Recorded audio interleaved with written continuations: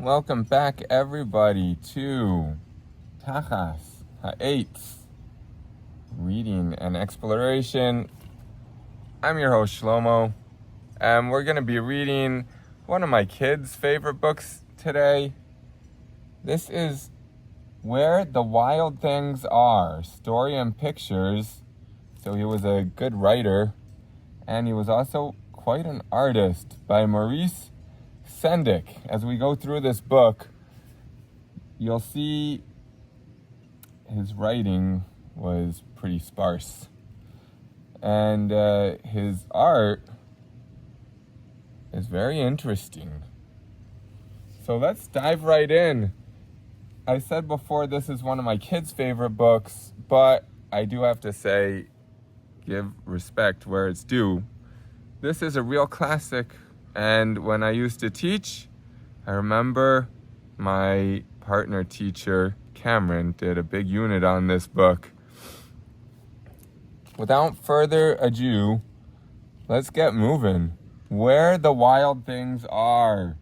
And you can see I got it on price, baby. Not on price. On sale. On sale. And shh, don't tell the store. It came with a real gold coin. Oh, can you believe that? A gold coin. Don't tell any pirates, please.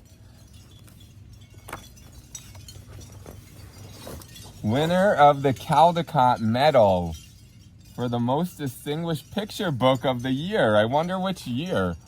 I don't know, it doesn't say. Then there's this lovely artwork over here. It really is. I gotta give it to Maurice.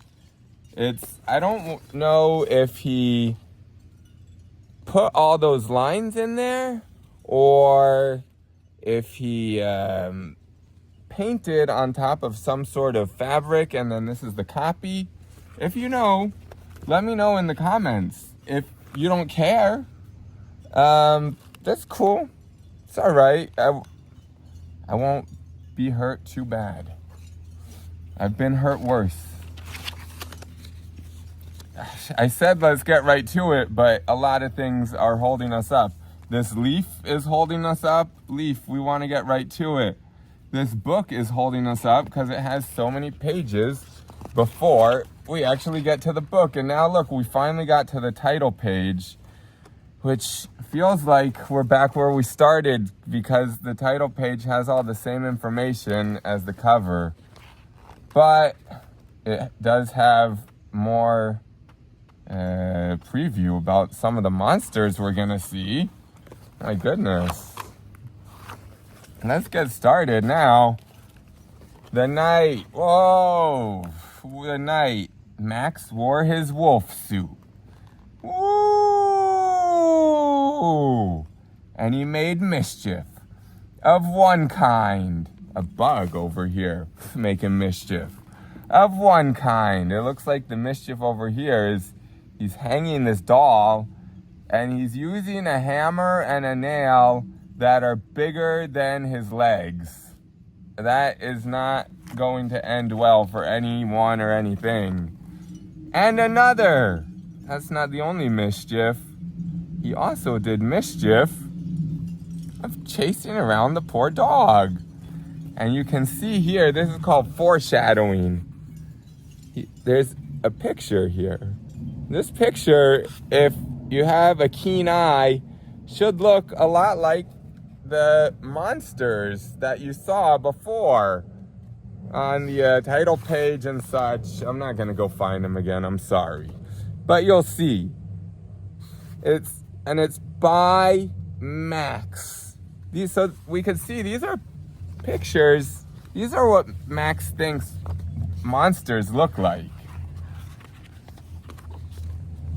His mother called him Wild Thing. She said, "You're a wild thing, Max. Stop being so wild." And he said, "I can't get my book straight." No, that's not what he said. That's what I should say. But you know what? We're just gonna push through it. It's all cool. And Max said, "I'll eat you up." That's not very nice, Max. You shouldn't tell your mother you're gonna eat her up, especially if she just called you a wild thing. And so he was sent to bed without eating anything. He didn't get any dinner. You know, times have changed a lot. This is an old book. I don't think that's very common to do these days. But sometimes I think my kids would appreciate it. They don't want to eat dinner, and they would love to go to bed without eating dinner. But I guess back then, that was an acceptable way of disciplining your child. And also, I guess kids back then wanted to eat dinner. So, I can't really relate. Can't relate, Maurice. I can't relate. But you'll see some other things we can't relate. That's not the strangest thing. That very night in Max's room, a forest grew. Ooh, look at those trees. The trees are growing up. And it grew. And you can see Max is laughing. He's getting so excited. I guess he always wanted a forest in his room. And grew until his ceiling hung with vines. And the walls became the world all around. The walls of his room just disappeared. That was it. And the ceiling just became the sky. And look, the floor is just a carpet of grass and more plants. And an ocean tumbled by with a private boat for Max. And he sailed off through the night and day. And in and out of weeks. And almost over a year. To where the wild things are. And you can see in his first encounter, Max is pretty nervous about this wild thing that he's got to contend with. But he doesn't have to do much contending because the wild thing seems to just leave him alone. My kids say that this looks like a giraffe alligator, and it's got feathers on its back and some wild hair, a little goatee. And we don't get to know much more. There's not much character development about this guy. And this is the last time we're gonna see him, so say goodbye. Bum, bum, bum. Here's our main wild guys. Here they come. Here they go. They're wild enough to get the book straight. And when he came to the place where the wild things are, they roared their terrible roars. And they gnashed their terrible teeth. And they rolled their terrible eyes. My son always says, I can't roll my eyes. Let's give it a try. Sorry I'm so sweaty. It's like 100 degrees over here. If you can roll your eyes, don't do it at your parents or your teacher or your friend. It's very rude. Just do it in the mirror to practice. Or do it at a wild thing if you ever find one. And they show their terrible claws. Urgh. Now Max, they were expecting him to be nervous. He is not. Nervous he is not. Max he is. Until Max said, be still. And tamed them with the magic trick of staring into all their yellow eyes without blinking once. And they were frightened. And they called him the most wild thing of all. Oh, goodness me. Look at them. They are very frightened, actually. And here we go. Hey, oh, look, your boy just fixed the camera, did he? Maybe. He lost his yarmulke. El Toro Loco for the win.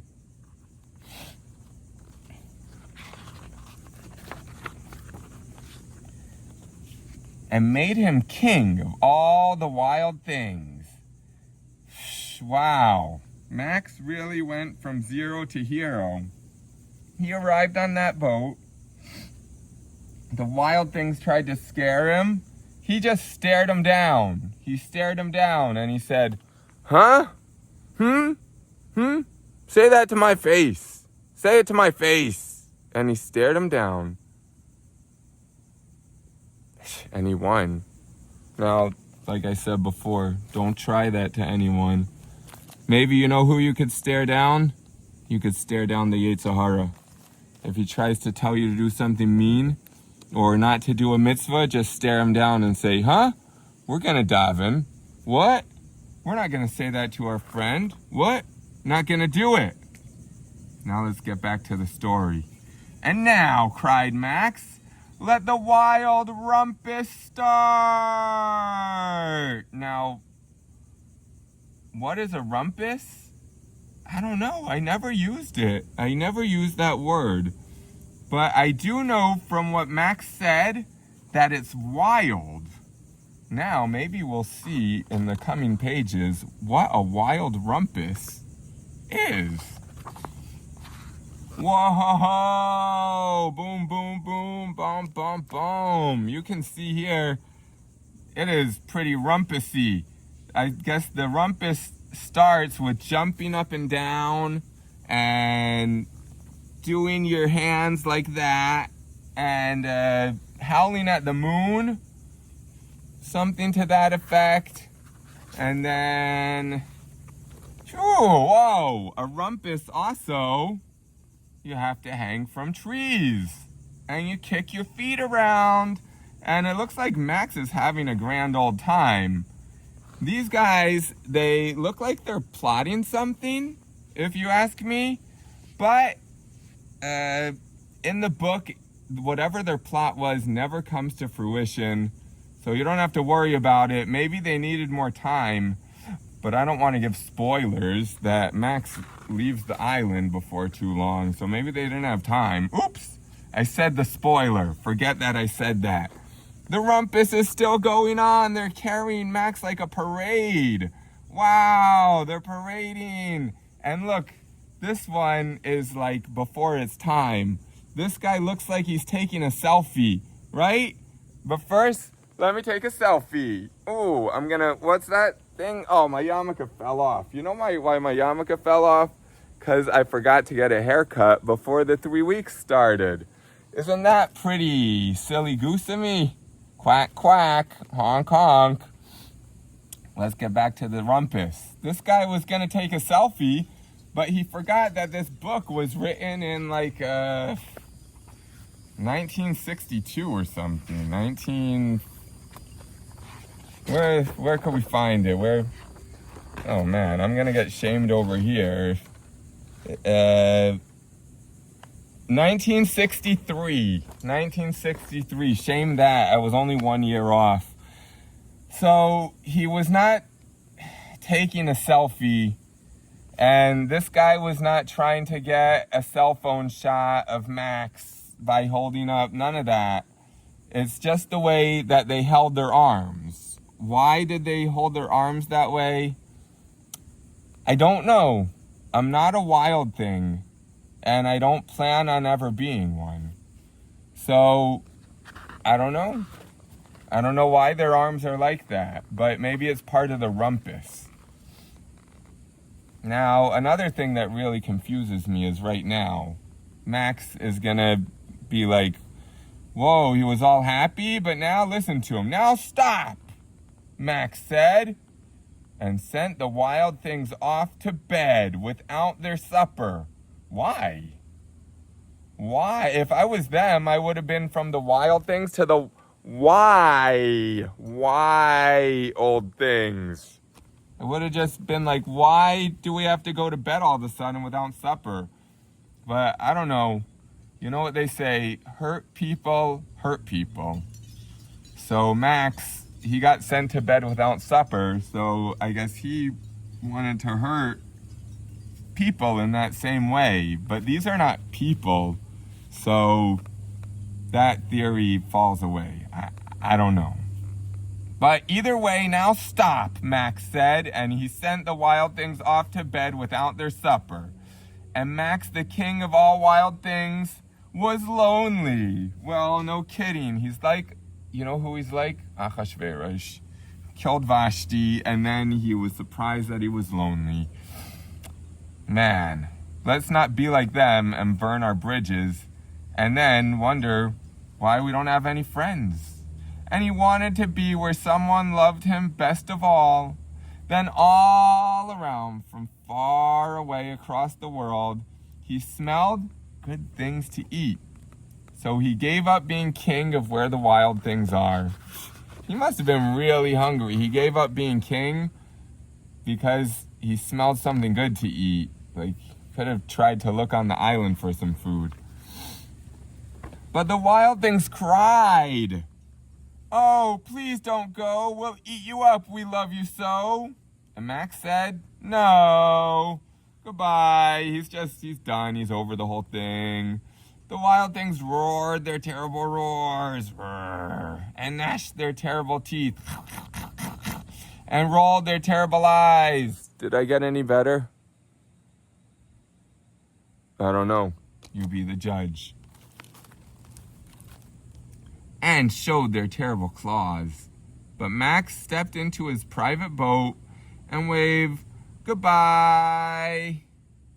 I guess he wasn't really interested. And sailed back over a year, and in and out of weeks, and through a day. It looks like he's taking a little nap on his boat. I wish he could have laid down. If he had a better imagination, he could have had a bigger boat with a bed. And into the night of his very own room, where he found his supper waiting for him. Oh, phew. Wow. Now, I have a theory, call me crazy, but I think none of this story really happened. I think Max was being a little hyper, and his mother sent him to his room, and he was hyper because he was tired, probably. That could happen. And he fell asleep and had this whole big dream, but then he realized in his dream something very powerful, that he would rather be with people he loves than be the king of wild things that just want him for being wild. It's like it says in Pirkei Avos, which we're learning now. Well, some Jewish people learn it now, not everybody. But it's always good to hear it, no matter what time of the year. That it's better to be a Rosh LaRoyos. It's better to be the head to a lion. No, I'm messing it up. It's better to be the son of LaRoyos. It's better to be the tail of a lion. That's why I couldn't remember it. And not the Rosh LaShualim. And not the head to foxes. A lot of times people could say, wow, you're the coolest guy, you're the best guy. But they're a bunch of foxes. And they're trickers. A fox is a tricky animal. And they just make you the cool guy because of what they want to get from you. And sometimes you have to be humble and just become the son of LaRoyos, the tail of a lion. Go where people really love you and really care about you, even if they don't make you the big leader and the big boss and the big El Jefe. That's okay. That's okay. Not everyone's like that. Being loved is much better than bossing people around. Sorry, I messed up the Mishnah before. I'm not going to edit it out. But here's the big proof how I know that Max's thing was a big dream. Because that meal was still hot. His meal was still hot. And if it wasn't a dream, then it wouldn't have been hot after a year and days of sailing across the ocean. So thank you so much for joining us on Tachas Ha'etz. Today we're actually Tachas an Eitz. This is not always we're Tachas Ha'etz, but today we are a few Eitzim. And until next time, keep on learning and keep on being the Zonav, as long as to Arroyes, you can be a tail, as long as you're with the Arroyes, with the strong lions and people that really care about you and love you in your life.